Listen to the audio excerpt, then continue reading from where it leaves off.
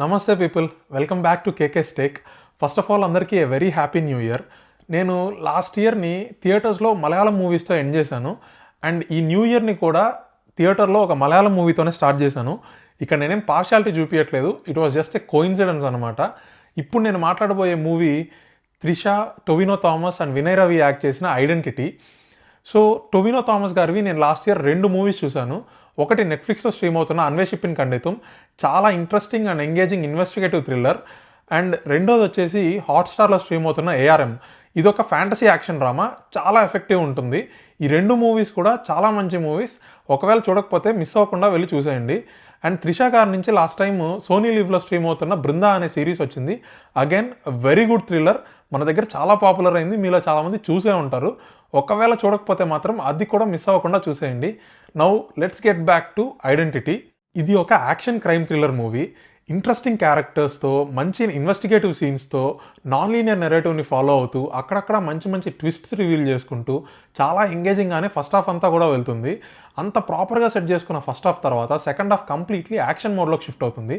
And ఇక్కడే movie కాస్త stumble అయిందేమో అనే ఫీలింగ్ అయితే వచ్చింది. పైన మనం పాజిటివ్ ఎలిమెంట్స్గా చెప్పుకున్న ఒక non linear narrative and unexpected twists ఏవైతే ఉన్నాయో అవి కాస్త ఓవర్ యూస్ చేయడం వల్ల సెకండ్ హాఫ్ని కాస్త డౌన్ చేశాయనే ఫీలింగ్ అయితే వస్తుంది. ఆడియన్స్కి థ్రిల్లింగ్ ఎక్స్పీరియన్స్ ఇవ్వడం కోసం ప్లాన్ చేసుకున్న బ్యాక్ టు బ్యాక్ ట్విస్ట్స్ ఏవైతే ఉన్నాయో అవి కొన్ని వర్కౌట్ అయ్యాయి, కొన్ని వర్కౌట్ అవ్వలేదు. దానికి రీజన్ ఏంటంటే ఫస్ట్ హాఫ్లో హీరో క్యారెక్టర్కి ఒక ప్రాపర్ బ్యాక్ స్టోరీతో ఒక ఎమోషన్ని సెట్ చేశారు.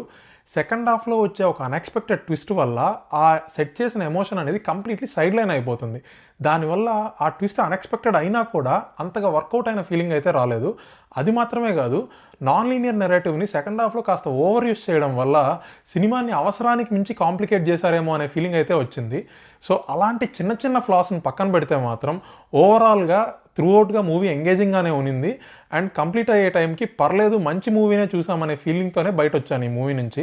ఈ మూవీకి 2 directors, Anas Khan, Akhil Paul, same directors Tovino థామస్తో ఫారెన్సిక్ అనే మూవీని డైరెక్ట్ చేశారు. ఈ మూవీ లాక్డౌన్ టైంలో మన దగ్గర చాలా పాపులర్ అయింది అండ్ ఆహాలో తెలుగు ఆడియోతో స్ట్రీమ్ అవుతుంది.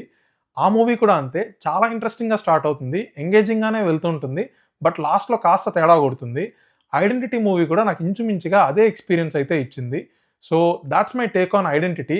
మీకు కానీ నేను చెప్పిన థాట్స్ నచ్చినట్లయితే please do like, share and subscribe to my channel. So till then, signing off. Thank you.